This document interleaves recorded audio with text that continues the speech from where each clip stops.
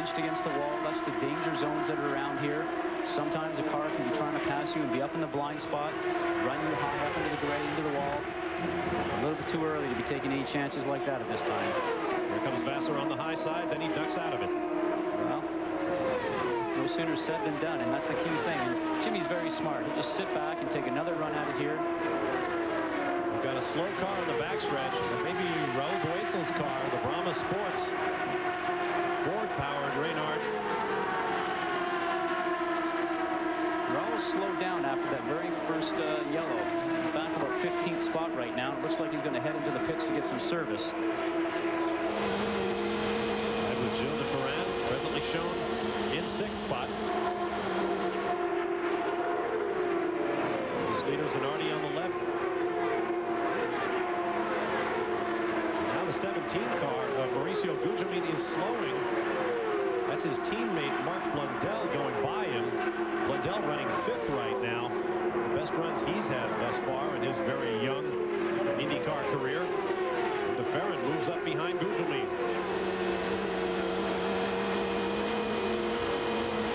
No question, Gugelmin is slowing. De Ferran just blows by him on the banking. There's Emerson Fittipaldi's car in the pits. Looks like the electric need the same tires on the car. Did a wing adjustment on the front. So the crewman up the front making an adjustment on the car, filling it up with 40 gallons of methanol. Emerson's obviously happy with the set of tires that are on the car. The key thing here is that when you go back out, the tires are warm. You get right up to speed right away, no having to wait for a lap or two to build the heat up in the tires.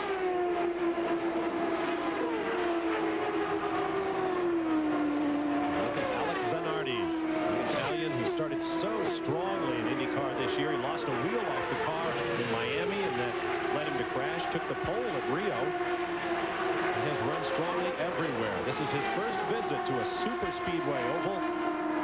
He is doing really well.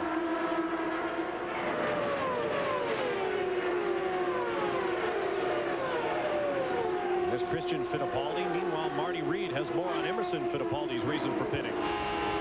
Guys, obviously there was another problem because when he came in the first time, remember we were talking about how happy they were. They put 2 full turns in the front wing, so obviously the second adjustment was needed because he was dropping back badly. Also, can tell you about Al Unser Jr. He fell way back and he's still struggling. He lost the wicker bill. It is literally gone, and they're hoping to make it without getting lapped to the next pit stop. Thanks, Marty. Based on what we've seen thus far, that next pit stop may not be too far away. You rode briefly with Christian Fittipaldi, and as you saw, that pit penalty for running over the air hose dropped him back to 20th spot. We'll be back with more live from the inaugural running of the US 500 at Michigan. There you see the order. Garages, the field reformed, and the race is now running once again. We've had plenty of lead changes, lots of action, new pit rules. Due to time constraints, we'll pick up the action later in the event when we return to Michigan International Speedway for more of the US 500. Greg Moore is going to have to hustle to catch him, and he won't do it as they flash across the start-finish line. In fact, Jimmy Vasser right there behind Moore. Jimmy trying to get a toe on Greg to get underneath or around the top of him in turns 1 and 2. We heard from pit reporters earlier on that Greg wants to go after the leaders, but there's no need to do that right now. We're just 1/5 of the way into the race. Got a long ways to go. Best thing to do, and it's hard to do when you're here for the very first time, is just sit back for 450 miles, get the car working perfectly for you, get good clean pit stops, keep away from any debris on the racetrack, and be there to get ready to go racing for that last, most important 50 miles. Greg Moore had a terrific race in our most recent round at Nazareth, Pennsylvania, as you watch Andre Ribeiro, winner of the debut of the IndyCars in Rio de Janeiro earlier this year. He is closing up. Remember, Ribeiro also took a hard lick in the wall in that crash before the green flag. The crew has his backup out there, and it's running very well. There's Michael Andretti down low. Bobby Rahal up high. Rahal shown in 6th spot. Andretti in 8th. He must be 7th now, so they have dealt with Gilles de Ferran. Andretti right up behind Rahal as the 2 veterans come down to the start-finish line.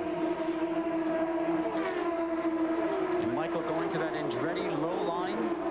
As we talked about a little bit earlier, Mario always liked it down there. Rahal running in the middle of the track. And now it's going to be a race down to turn 3. Just horsepower is going to play the part here. Zanardi going down underneath Jimmy Vasser. Excuse me, Ribeiro. I beg your pardon. That was for third place. Cars still tightly bunched. Imagine the turbulence from the driver's cockpit with that many cars running that close together at these speeds. Greg Moore up high. Vassar chooses to stay low. Ribeiro behind him. Behind Ribeiro, Mark Blundell, the Englishman, over from Formula One, continuing to have a great run here today. There goes Andretti underneath Rahal. That will put Michael up into the 6th spot, demoting Bobby Rahal to 7th. And this is a great time when you're competing like this and you trust the guy that's beside you. You can run high, you can run low. As we talked about, there's quite a few cars here in the mix. Key thing you do when you turn into the turn is try and look for some clean air. Let the air in front of you just make sure it's nice and clean, non-disturbed as we call it. You don't want any turbulent air coming off the cars in front of you when you're in the turns. That's the opposite of what you're looking for when you're going down the straight, because you want to run in the draft of the car in front of you so you can get a real good run on the competitor up in front and slipstream past him. Rahal looking ahead to Michael Andretti's cars to go under the flag stand. Meanwhile, here's Robbie Gordon. Gordon shown in the 12th spot. He closes up on Mauricio Gugelmin for 11th.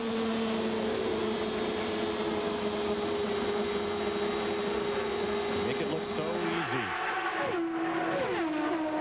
That was a nice move by Robbie. He snuck underneath some wheel-to-wheel competition, and he just perched Mauricio just up in the upper line, and he took the air away from him as he exited turn 2. Good example there, more aerodynamics. You saw Gugelmin slip out of the slipstream, and Roberto Romano immediately closed up on him. That allows Robbie Gordon a little breathing room. He tries to work his way back up to the top 10. Skies darkening just that little bit in the afternoon here in Michigan. Plenty more still to come from the inaugural running of the US 500. Stay with us. The Motorola Page of the US 500, and there's been plenty of it. You can get your own collectible home video version of the race by calling 1-800-760-6667. The price is $19.98 plus $3 shipping.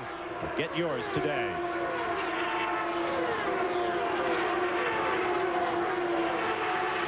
Back live at Michigan, there is Greg Moore, the spectacular Canadian rookie, presently in 3rd spot. Just behind him, Andre Ribeiro of Brazil. Lots of cars still running nose to tail for position here in Michigan. Greg Moore using that new Mercedes engine, which has been updated a little bit since the beginning of the year. Being chased by Andre Ribeiro in the Honda power plant.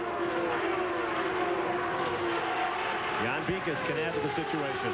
Well, the interesting thing about both those two cars with Moore and Andre Ribeiro, of course, they're on Firestone tires, but both of those cars are on the primary compound. The Target Ganassi team is on the option, but they have gone with the primary. It's a driver feel situation. They feel their drivers like it better, and as you can see, there's very little difference in lap time. It looks as though the primary could, however, be a bit more durable. We haven't talked much about the tire situation, the selection of compounds. The tire war, if you want to call it that, between Goodyear and Firestone has been remarkable for its good sportsmanship. There's been no suggestion that the tires are anything less than of absolute integrity. The teams have several choices of compound and of stagger as well, the natural difference between the circumference of the right and left side tires that makes the car want to turn left. And the stagger is most important if the track's going to get very, very hot and greasy, but we got cool conditions here today. So I'd have to say that we can maybe run a one constant stagger all day long as we look at Michael Andretti is slowing down. Oh, what a disappointment as the cars go rocketing by. He was in 6th position. And Bob, we talked about this earlier as we see a little flame coming out the back of the car. Michael running with that Ford XD engine. We've seen a couple of them go a little bit earlier, and you can see the flame coming out the back. Right there at the upright. He's also got some flame where the half shaft enters the gearbox. Jan Bikas. Well, we're standing down here in the Newman Haas, and they're doing the same thing that we are. They are looking at the monitor to try and find out exactly what happens. We are going to try and get in and get the information. Of course, we feel at the moment it might be engine, but we don't want to speculate. We'll get back with you with the exact cause in a moment. There There you see Mario Andretti. If you were with us for our coverage of qualifying, you recall he made some laps of this racetrack in a close group of cars carrying an IMAX movie camera in preparation for a movie about the art and science of IndyCar racing, scheduled to debut next spring. Mario said he has had a tremendous time driving that camera car. He looked pretty racy in it, if I do say so myself.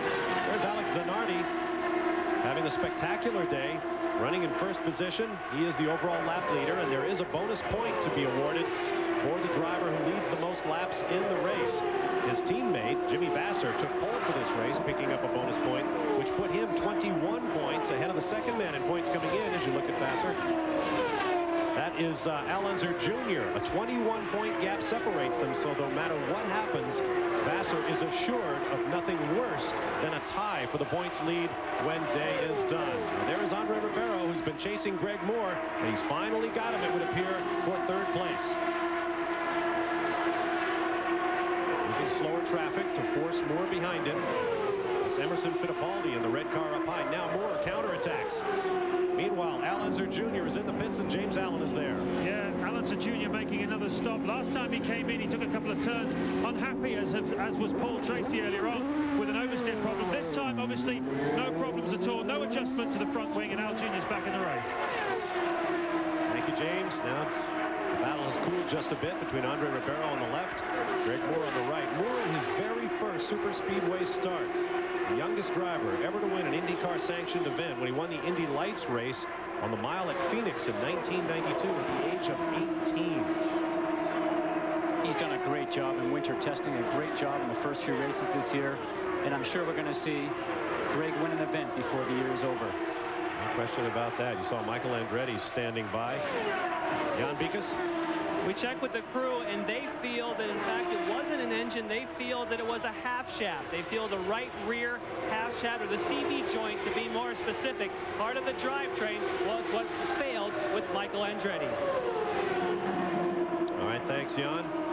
Disappointment for a two-time winner of 500-mile competition here at Michigan.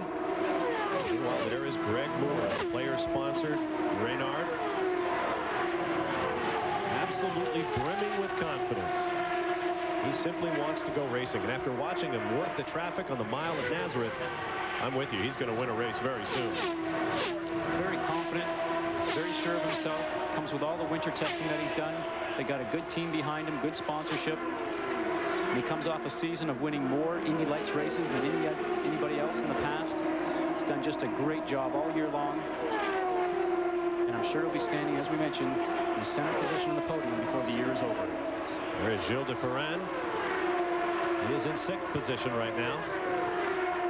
And here comes Brian Herta, being followed by his team owner and teammate, Bobby Rahal, the only owner-driver in IndyCar competition. This is for seventh place. The two teammates going at it for position as you ride with Rahal in the Miller car.